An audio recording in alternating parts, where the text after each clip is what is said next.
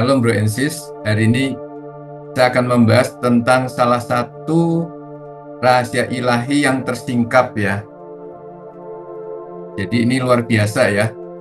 Kita mau mengenal ya, mengetahui rahasia ilahi yang tersingkap. Nah, banyak orang Kristen sudah menyadari ya bahwa Bapa mengutus Yesus ke dunia untuk menyelamatkan umat manusia. Banyak orang Kristen menyadari hal itu ya, bahwa Bapa mengutus Yesus ke dunia untuk menyelamatkan umat manusia. Namun, banyak orang Kristen belum menyadari bahwa ada rahasia ilahi yang disembunyikan berabad-abad yang terbuka setelah kematian dan kebangkitan Yesus. Wah, ini luar biasa ya.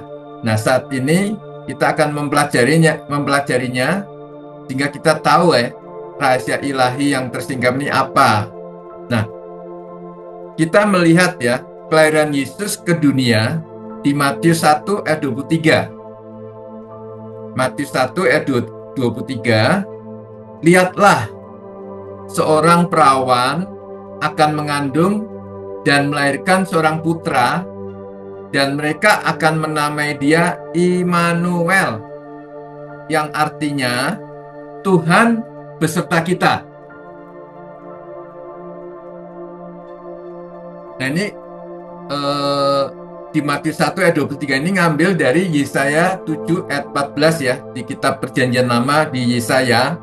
Ini juga tertulis ya, dikatakan di Yesaya 7 ayat 14 berkata, sebab itu Tuhan sendirilah yang akan memberikan kepadamu sebuah tanda, sesungguhnya seorang perawan akan mengandung dan melahirkan seorang putra, dan dia akan dinamakan Immanuel. Nah, Immanuel ya, Immanuel atau M-nya 1 ya, atau Immanuel M-nya 2 adalah sebuah nama ya yang berasal dari bahasa Ibrani yang berarti Tuhan beserta kita. Nama ini terdiri dari dua kata Ibrani. Yang pertama adalah El ya, artinya Tuhan. Terus yang kedua adalah Immanu, yang artinya beserta kita, bersama kita, atau dengan kita.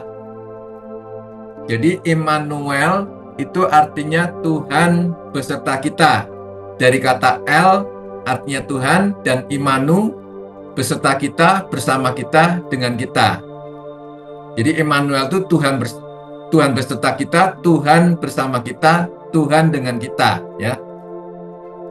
Sebenarnya di dalam kekristenan nama ini juga dipakai sebagai salah satu nama Yesus Kristus ya. Nah, selama di dunia Yesus melakukan kehendak Bapa sampai mati di salib. Ya, kita tahu itu semua ya. Jadi selama di dunia ini Yesus melakukan kehendak Bapa sampai mati ya. Disalib, dia taat sampai mati disalib. Nah, kita lihat juga di Kisah Para Rasul 2 ayat 23 dikatakan, sesuai dengan rencana yang telah ditentukan dan diketahui sebelumnya oleh Bapa, dia telah diserahkan kepadamu, lalu kamu membunuhnya dengan menyalibkannya melalui tangan orang-orang durhaka. Jadi itu rencana Tuhan ya, untuk Yesus melakukan kehendak Bapa di bumi ini, ya di dunia ini, dia taat sampai mati disalib ya. Itu semua rencana yang telah ditentukan oleh Bapa ya. Kematian Yesus disalib dan kebangkitannya inilah yang satu ya, menjamin penebusan kekal bagi kita dan menyucikan hati nurani kita. Jadi kematian Yesus disalib dan kebangkitannya inilah yang pertama ya. Ada 5 hal yang akan saya sampaikan di sini. Cukup untuk 5 saja, tapi yang pertama adalah menjamin penebusan kekal bagi kita dan menyucikan hati nurani kita. Kematian Yesus itu berhubungan dengan darah Yesus ya. Sebab di dalam darah ada nyawa. Itu tertulis di Kejadian 9 ayat 4. Jadi darah itu menyatakan nyawa gitu ya. Dan di Ibrani 9 ayat 12 sampai 14 dikatakan, bahkan Dia telah masuk satu kali untuk selama-lamanya ke dalam ruang Maha Kudus. Jadi Yesus telah masuk satu kali untuk selama-lamanya ke dalam ruang Maha Kudus, tidak dengan membawa darah domba jantan atau darah anak lembu, melainkan dengan membawa darahnya sendiri untuk menjamin penebusan kekal bagi kita. Ayat 13, sebab jika oleh pemeriksikan darah domba jantan, darah lembu jantan, dan abu lembu muda, mereka yang najis itu dapat disucikan secara lahiriah, betapa lebih lagi darah Kristus yang oleh roh yang kekal telah mempersembahkan dirinya sendiri kepada Bapa sebagai persembahan yang tanpa cacat, yang akan menyucikan hati nurani kita dari perbuatan yang membawa kematian, supaya kita dapat beribadah kepada Bapa yang hidup. Nah, darah Yesus ya, kematian Yesus itu menyatakan darah Yesus untuk menjamin penebusan kekal bagi kita ya. Kematian Yesus untuk menjamin penebusan kekal bagi kita.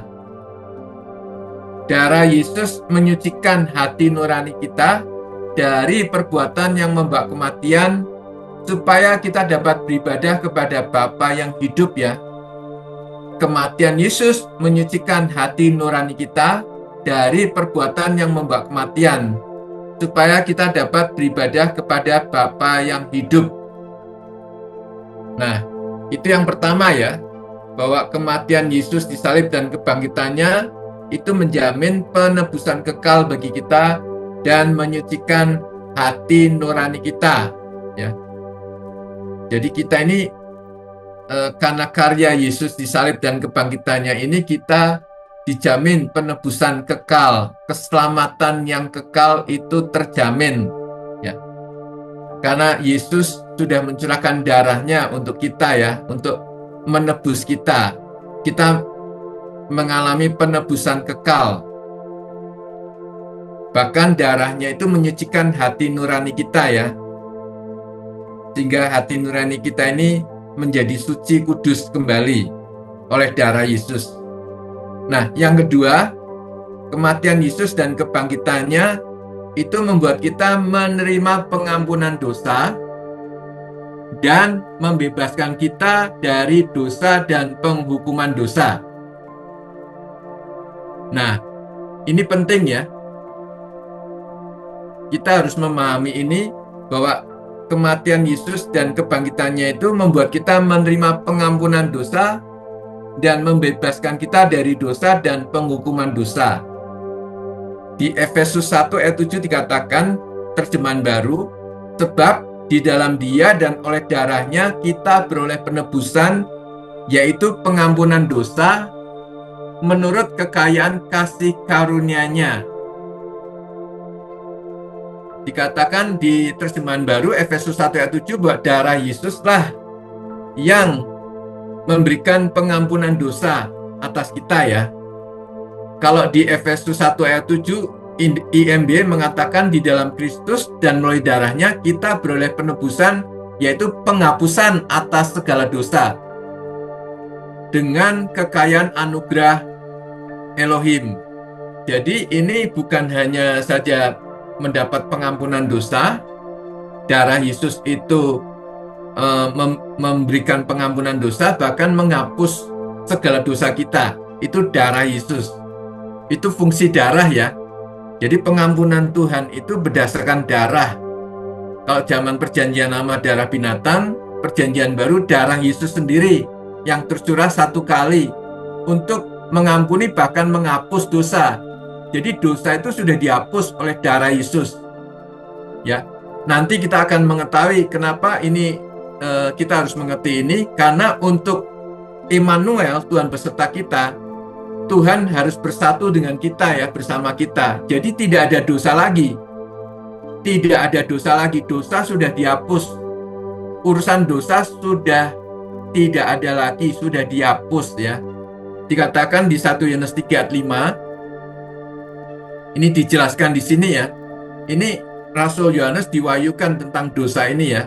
Kamu mengetahui bahwa Dia telah dinyatakan supaya Dia menghapus dosa-dosa kita, dan di dalam Dia tidak ada dosa ya.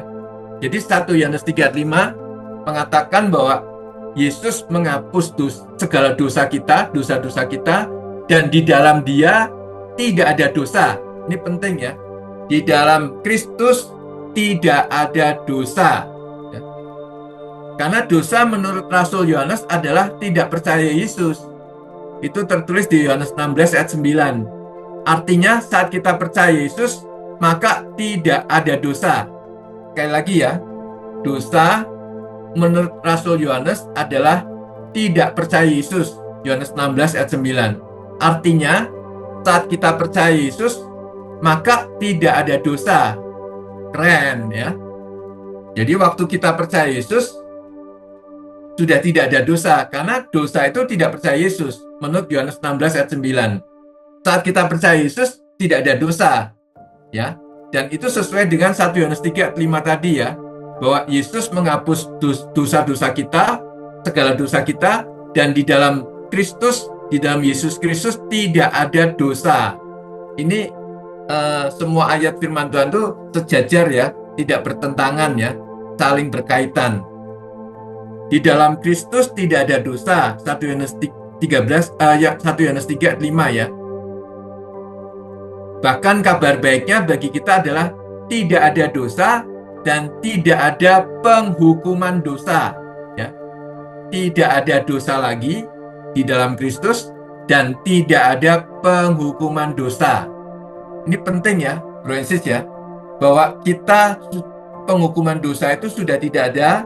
Dan rasa terhukum itu sudah dilenyapkan ya. Rasa terhukum itu sudah lenyap oleh karena karya Yesus di salib. Nah, ini banyak orang dihantui ya, rasa terhukum. Nah, kita akan melihat Roma 8 ayat 1 ya. Demikianlah, sekarang tidak ada lagi penghukuman bagi mereka yang ada di dalam Kristus Yesus. Mereka hidup tidak menurut kedagingan, tetapi menurut roh. Ya. Jadi, di dalam Kristus tidak ada dosa dan tidak ada penghukuman dosa. Itu ya. Itu hasil dari kematian dan kebangkitan Yesus yang kedua. Yang ketiga, ya, kematian dan kebangkitan Yesus menjadikan kita orang benar. Yang ketiga ya. Kematian Yesus disalib dan kebangkitannya menjadikan kita orang benar. 2 Korintus 5:21 ya. Bapa telah membuat Kristus yang tidak mengenal dosa menjadi dosa karena kita, supaya di dalam Dia kita menjadi kebenaran Bapa. Terjemahan yang lain 2 Korintus 5:21 dikatakan Yesus yang tidak mengenal dosa telah dibuatnya menjadi dosa karena kita, supaya dalam Dia kita dibenarkan oleh Bapa. Ya. Jadi Yesus itu tidak mengenal dosa, tidak berbuat dosa, tidak punya dosa, tidak melakukan dosa, tapi dijadikan dosa supaya kita yang tidak berbuat benar, tidak melakukan kebenaran, menerima kebenarannya. Kita dijadikan benar oleh Bapa. Wah, ini keren ya. Jadi, supaya di dalam Kristus kita dibenarkan oleh Bapa. Nah, dibenarkan oleh Bapa ini memberi pengertian bahwa kita dianggap benar, dijadikan benar, ditetapkan benar, dinyatakan benar, diumumkan benar, dideklarasikan benar, diperagakan benar, dipamerkan benar oleh Bapa di hadapan seluruh alam roh dan seluruh alam semesta. Wah, keren. Jadi ini keren sekali ya. Waktu kita percaya Yesus, kita bukan saja dihapuskan dosa-dosa kita dan kita tidak ada dosa lagi, tidak ada penghukuman, namun juga kita dijadikan orang benar ya. Kita dianggap benar, dijadikan benar, ditetapkan benar, dinyatakan benar, diumumkan benar, dideklarasikan benar, diperagakan benar, dipamerkan benar oleh Bapa ya, di hadapan seluruh alam roh dan seluruh alam semesta. Wah, keren. Kita menjadi ciptaan yang baru, benar-benar baru ya, yang belum pernah ada sebelumnya. Jadi ini luar biasa ya. Kita memiliki dua alam ya, alam di bumi, alam dunia, alam jasmani di bumi, dan alam roh ya. Alam roh. Kita hidup di dua alam ya. Alam roh, sebab Bapa memamerkan, memperagakan kita benar tuh di seluruh alam roh dan alam semesta ya. Alam roh dan alam bumi ya, alam jasmani. Keren, kita hidup di dua alam. Karena itu kita dikatakan di Filipi bahwa kita walaupun hidup di dunia, di bumi ini, kita memiliki warga negara surga ya, begitu. Jadi kita bersyukur bahwa sewaktu kita percaya Yesus, kita langsung menerima pemberian kebenarannya.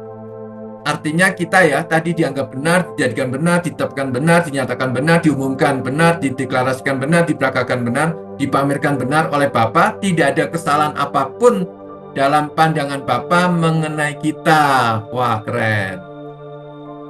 Jadi kita harus mulai belajar memandang diri kita dari pandangan roh, pandangan Bapa, pandangan karya Kristus ya terhadap kita. Jadi kita harus menerima pandangan Tuhan mengenai diri kita, karena Dia pencipta, maka kita perlu memandang diri kita menurut pandangan pencipta kita ya. Jadi waktu kita percaya Yesus, kita sudah benar, dianggap benar di mata Bapa, dan kita dianggap benar, dipamerkan benar di hadapan seluruh alam roh dan alam semesta. Itu keren sekali ya Bro and Sis ya. Dan kita harus perlu belajar ya memandang diri kita sendiri dari pandangan roh, dari pandangan Bapa, dari pandangan pencipta kita, sehingga kita tahu siapa diri kita yang sejatinya, sesungguhnya. Kita harus memahami diri kita yang sejati itu dari pandangan pencipta kita ya, dari pandangan Bapa, begitu Bro and Sis ya. Itu yang ketiga ya. Yang keempat, kematian Yesus dan kebangkitannya itu membebaskan kita dari segala penyakit, dari segala sakit penyakit, dan menyembuhkan kita. Di Matius 8 ayat 17 dikatakan, sehingga genaplah firman yang dikatakan Nabi Yesaya, Dialah yang mengambil kelemahan kita dan menanggung segala penyakit kita. Ini juga tertulis di Yesaya 53 ya, ayat 4-5. Sesungguhnya Dia sendiri telah menanggung penyakit kita. Dia telah memikul penderitaan kita, namun kita menganggap Dialah yang terkutuk, yang diajar dan didera Elohim. Padahal Dialah yang tertikam karena pemberontakan kita, yang diremukkan karena kejahatan kita. Ganjaran yang mendatangkan keselamatan bagi kita ditimpakan kepadanya, dan oleh bilur-bilurnya kita sudah disembuhkan.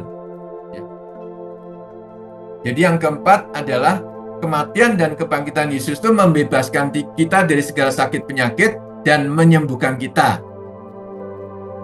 Jadi, Bro and Sis, satu-satunya yang disalib itu Yesus, di mana satu-satunya Yesus itu yang sebelum disalib itu dicambuk-cambuk dulu, supaya oleh bilur-bilur tubuhnya kita tidak menderita kesakitan lagi, tapi kita sudah disembuhkan. Dikatakan oleh bilur-bilurnya kamu akan sembuh, bukan oleh bilur-bilurnya kamu sudah sembuh.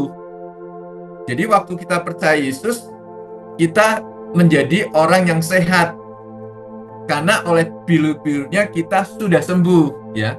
identitas kita menurut pandangan Tuhan adalah kita waktu percaya Yesus, kita menjadi ciptaan baru, kita ini adalah orang sehat.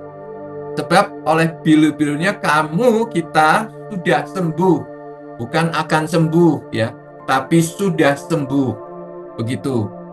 Jadi karya Yesus itu luar biasa sekali ya. Penjahat sebelah kiri dan sebelah kanan disalib tidak pernah dicambuk-cambuk seperti Yesus. Tapi demi kita, dia berkorban, dia menderita sakit, supaya kita tidak sakit, kita menjadi orang sehat. Kita tidak mengalami kesakitan, tapi kita menjadi orang yang sehat, ya. Itu luar biasa sekali. Nah, kemudian yang terakhir, yang kelima ya, kematian Yesus disalib dan kebangkitannya inilah yang membebaskan kita dari segala kutuk kehidupan, bahkan memberi kebebasan sejati dan berkat berlimpah-limpah melalui Roh-Nya sendiri.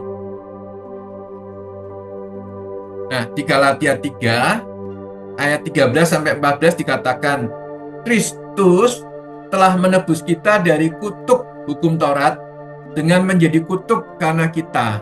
Sebab ada tertulis, terkutuklah orang yang tergantung pada kayu salib, supaya di dalam Yesus Kristus berkat Abraham sampai kepada bangsa-bangsa bukan Yahudi, sehingga oleh iman kita dapat menerima roh yang telah dijanjikan. Nah, ini keren ya. Jadi karya Yesus di salib itu membebaskan kita bukan hanya sakit penyakit, membebaskan kita bukan hanya dosa dari penghukuman dosa, dari dosa, bukan hanya saja dari segala sakit penyakit, bukan hanya saja segala kutuk-kutuk ya, kita sudah dibebaskan ya. Namun dia juga memberikan Roh-Nya untuk bangsa-bangsa Yahudi maupun bukan Yahudi ya. Jadi untuk semua orang, oleh iman setiap orang yang percaya bisa menerima roh yang telah dijanjikan. Ini keren ya, Francis ya. Jadi kematian Yesus dan kebangkitannya membebaskan kita dari segala kutuk ya kehidupan. Jadi sejak Bro and Sis menerima Yesus Kristus lahir baru, menjadi ciptaan baru, Bro and Sis sudah bebas dari segala kutuk. Dan sejak hari itu, Bro and Sis mengalami berkat yang berlimpah-limpah karena kutuk tidak ada. Dan berkat ada di atas kepala orang benar.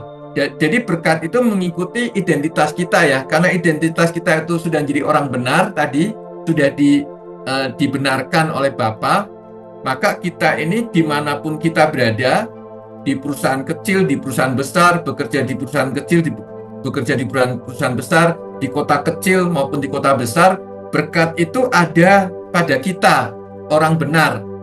Ya, dimanapun kita berada, kita adalah orang benar yang diberkati, karena berkat ada di atas kepala orang benar.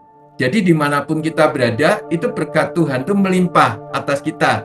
Mau bekerja di perusahaan kecil, bekerja di perusahaan besar, itu berkat itu melimpah. Berada di kota kecil maupun kota besar, kita ini diberkati karena berkat itu ada di atas kepala orang benar. Kita bekerja sebagai apapun, itu berkat Tuhan melimpahi atas diri kita ya. Nah, yang lebih lagi adalah bahwa Roh-Nya sendiri itu diberikan pada kita ya. Jadi kematian Yesus dan kebangkitannya membebaskan kita dari segala kutuk kehidupan, bahkan memberi kebebasan sejati dan berkat berlimpah-limpah melalui Roh-Nya sendiri. Berkat berlimpah-limpah melalui Roh-Nya sendiri. Nah, ini penting sekali ya, Bro and Sis ya. Yesus mati, dikubur, dan bangkit, lalu menampakkan diri ya, untuk membuktikan dia hidup ya. Jadi Yesus sebelum mati disalib, dia udah bicara ke murid-muridnya ya, bahwa dia itu akan mengalami kematian tapi dia akan bangkit ya. Dia akan bangkit, dia kemudian akan pergi kepada Bapa. Begitu ya. Sebelum kejadian dia disalib, dia udah bicara dulu, berkata-kata, bernubuat untuk kejadian yang akan dialami. Nah, Dan dia berkata bahwa dia nanti mati, kemudian dia akan bangkit ya. Nah, dan itu dia udah bicara kepada murid-muridnya. Sehingga waktu dia itu bangkit, Yesus harus menampakkan diri untuk membuktikan Yesus hidup, dia hidup. Kemudian Yesus naik pergi kepada Bapa untuk menyatakan dirinya adalah roh yang menghidupkan. Ya. Jadi arti pergi kepada Bapa itu kembali dia asalnya roh menjadi daging manusia, ya, dilahirkan oleh perawan Maria menjadi daging manusia, dan dia disebut Emmanuel, ya, nanti ya Tuhan beserta kita ya, dan dia kemudian mengalami kehidupan taat sampai mati di salib dan dia bangkit. Nah, dia itu adalah roh yang menghidupkan. Namun karena dia itu adalah roh, dia harus menampakkan diri waktu bangkit ya. Dengan tubuh yang kemuliaannya itu dia menampakkan diri ke murid-muridnya. Begitu. Nah, di Kisah Para Rasul 1, waktu dia menampakkan diri, dia mengajarkan tentang kerajaan surga. Kisah 1 ayat 1, 2, dan 3. Dia menampakkan diri terus-menerus selama 40 hari. Kemudian dia naik, terangkat, pergi kepada Bapa. Artinya dia memberitahu ke murid-muridnya bahwa dia itu adalah roh. Ya, roh dan juga roh yang menghidupkan. Begitu ya. Nah, inilah rahasia yang tersingkap berabad-abad dari masa ke masa, di mana sekarang dinyatakan juga bahwa Yesus Kristus yang adalah roh, sekarang berada di dalam kita orang percaya yang sudah menjadi ciptaan baru. Ya. Jadi di 1 Korintus 15 ayat 45 dikatakan, demikian telah tertulis, manusia pertama yaitu Adam telah menjadi makhluk yang hidup. Tetapi Adam yang terakhir menjadi roh yang menghidupkan. Jadi Adam yang pertama itu disebut makhluk yang hidup. Tetapi Adam yang terakhir, Yesus Kristus menjadi roh yang menghidupkan. Itulah luar biasanya Tuhan ya. Jadi waktu Yesus, ini banyak orang Kristen tidak menyadari, waktu Yesus mati di salib, dia kemudian dikubur, dia bangkit, karena dia harus menyatakan dirinya dia hidup, dia harus menampakkan diri. Dia itu roh, dia harus menampakkan diri. Maka selama 40 hari di Kisah Para Rasul 1 ayat 1 sampai 3 itu dia menampakkan diri mengajarkan tentang kerajaan surga. Kemudian dia Kisah 1 ayat 11 dia naik pergi kepada Bapa, itu dia menunjukkan pada murid-muridnya, kepada kita semua bahwa dia kembali pada roh yang sebenarnya dasarnya awalnya adalah pribadi roh, begitu ya, roh yang menghidupkan. Nah, ini penting sekali ya, Bro and Sis ya. Jadi waktu dia mati dan bangkit, dia menampakkan diri untuk membuktikan dia hidup. Tapi sebenarnya dia adalah roh yang menghidupkan. Adam yang terakhir itu adalah roh yang menghidupkan. Dan inilah rahasia yang kemudian tersingkap ya. Ini tersingkapnya bukan hanya 10 tahun, 20 tahun, 30 tahun, tapi berabad-abad dari masa ke masa, dari generasi-generasi ya, bahwa dia adalah roh yang sekarang berada di dalam kita, orang percaya yang sudah menjadi ciptaan baru. Nah, kita lihat di Kolose 1 ayat 26, 27 dan 28 ya. Kolose 1 ayat 26, 27 dan 28. Yaitu rahasia yang tersembunyi dari masa ke masa dan dari generasi ke generasi, tetapi yang sekarang telah dinyatakan kepada orang-orang kudusnya.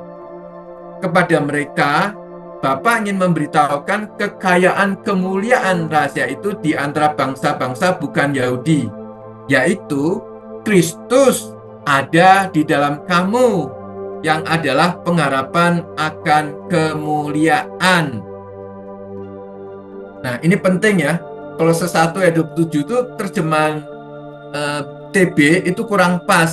Kristus ada di antara kamu, bukan. Rahasia yang tersembunyi berabad-abad dari masa ke masa, dari generasi-generasi itu sekarang dinyatakan itu adalah Kristus ada di dalam kamu. Tuhan yang begitu luar biasa, yang ajaib, begitu, yang maha kudus, maha segalanya, maha tahu, maha kuasa itu ada di dalam kita orang percaya. Itu rahasia. Dan itulah dinyatakan juga di awal, di waktu kelahiran Yesus. Dikatakan Yesus lahir dari seorang perawan dan diberi nama Immanuel. Immanuel, Tuhan beserta kita. Itu tuh karena Dia adalah di dalam kita. Dia ada di dalam kita, menyertai kita. Dia tidak pernah meninggalkan kita sebagai anak yatim piatu ya. Tapi Dia menyertai kita. Wah, luar biasa ya. Nah, di ayat 28, Kolose 1 ayat 28, Dialah yang kami beritakan dengan memperingatkan dan mengajar setiap orang dalam segala hikmat, supaya kami dapat membawa setiap orang menjadi sempurna dalam Kristus Yesus.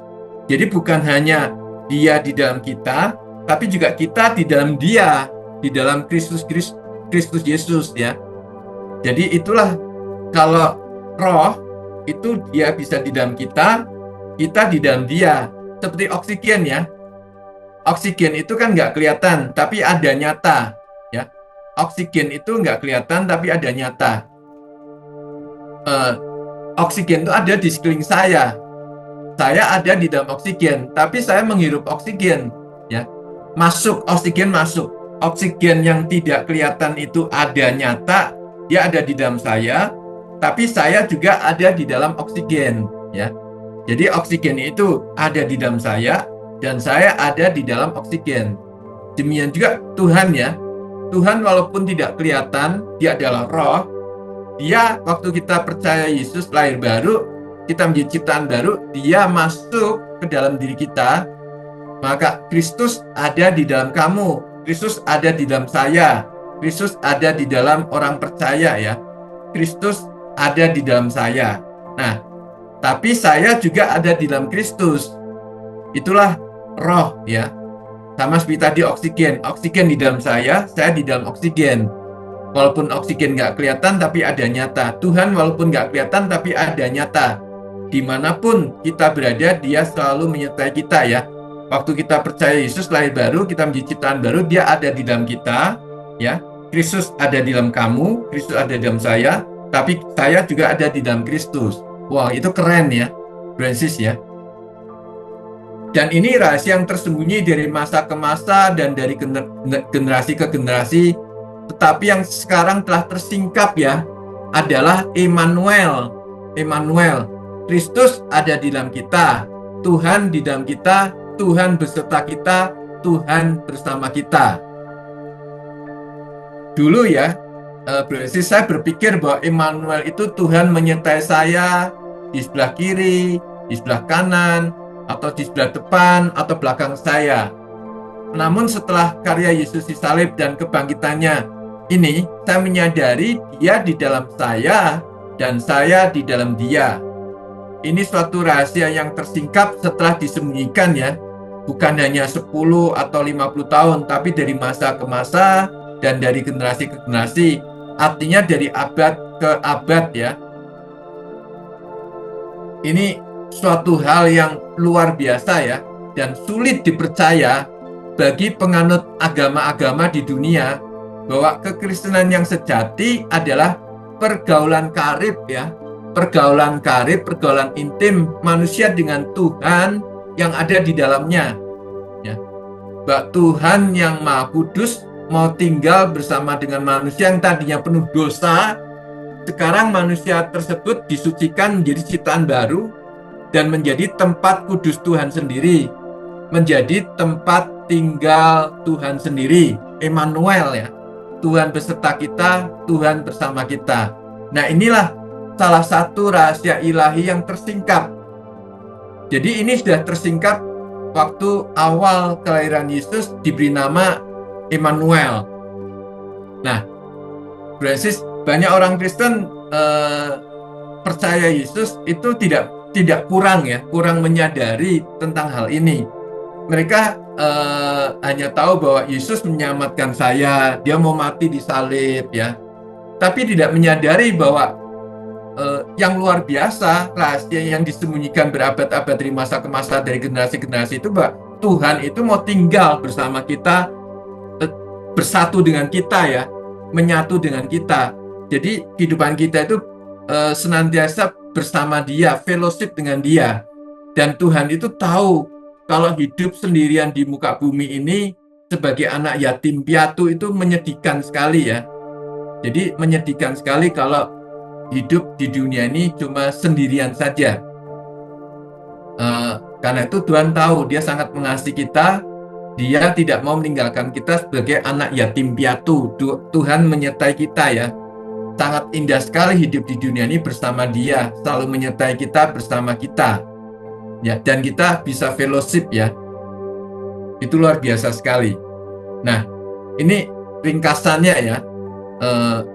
Waktu kelahiran Yesus ke dunia, Bapa sudah memberitahu mengenai Immanuel, di mana oleh kematian, kebangkitan, dan kenaikan Yesus pergi ke Bapa, kita bisa menerima Roh Tuhan. Roh Tuhan sendiri yang menyertai kita, orang percaya selama-lamanya. Immanuel, Tuhan beserta kita, Tuhan bersama kita. Dia tidak pernah meninggalkan kita satu detik pun ya, Bro and Sis ya. Dia tidak pernah membiarkan kita satu detik pun. Kasih-Nya selalu melimpahi kehidupan kita. Dia tidak mau kita hidup sebagai anak yatim piatu di dunia ini. Sangat menyedihkan hidup di dunia sebagai anak yatim piatu. Karena begitu besar kasih-Nya kepada kita ya. Dia mau berkorban untuk mati lalu bangkit dan mau tinggal bersama kita selama-lamanya.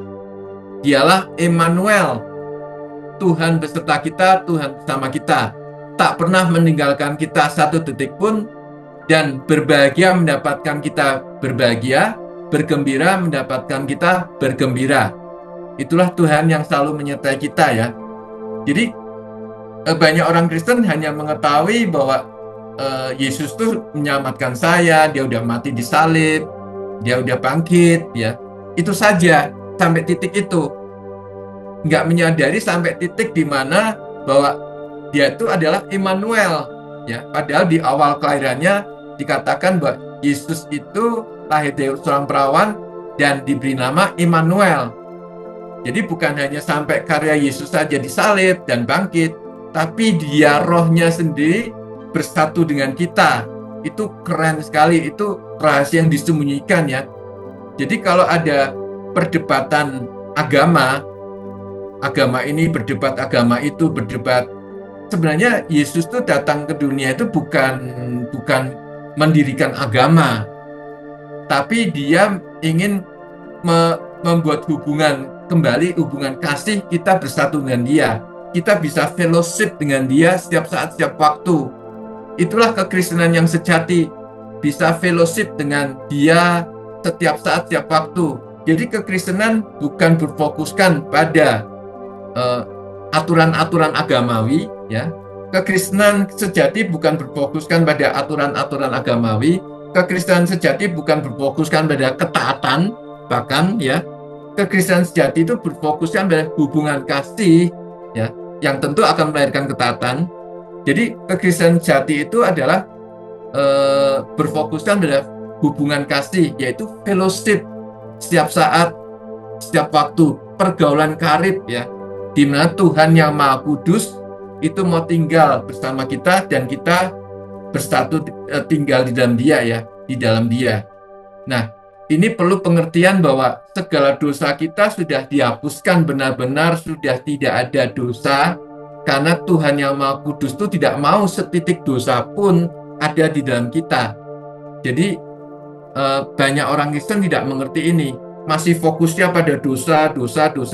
Padahal karena karya Yesus kita sudah dibebaskan, dihapuskan segala dosa, untuk supaya kita bersatu dengan Dia. Setiap saat, setiap waktu kita fellowship dengan Dia. Kita sudah jadi orang kudus, kita jadi orang benar, kita sudah hidup dalam kebenaran firman-Nya karena kita hidup oleh Roh. Jadi saat kita percaya Yesus menjadi ciptaan baru, kita lahir baru, itu kita sudah masuk dalam alam yang baru, alam roh, di mana alam kebenaran itulah yang melingkupi kita. Seperti ikan hidupnya di air, maka kita waktu percaya Yesus lahir baru, kita menjadi ciptaan baru itu, kita hidup dalam alam kebenarannya, alam rohnya. Kita hidup oleh roh, dan kita sebagai anak itu kita senantiasa dipimpin oleh rohnya. Itulah yang tertulis di Roma 8 ya, bahwa kita itu hidup oleh roh dan kita dipimpin oleh roh. Dikatakan juga di Galatia 5 ayat 25 ya, kita itu hidup oleh roh dan kita mengizinkan rohnya memimpin kehidupan kita. Jadi itulah yang mendasar dari kehidupan orang percaya ciptaan baru ya Bro and Sis ya. Dan saat kita menyadari bahwa karya Kristus yang ultimate itu kematian dan kebangkitannya, juga rohnya itu yang bersatu dengan kita, itu luar biasa sekali.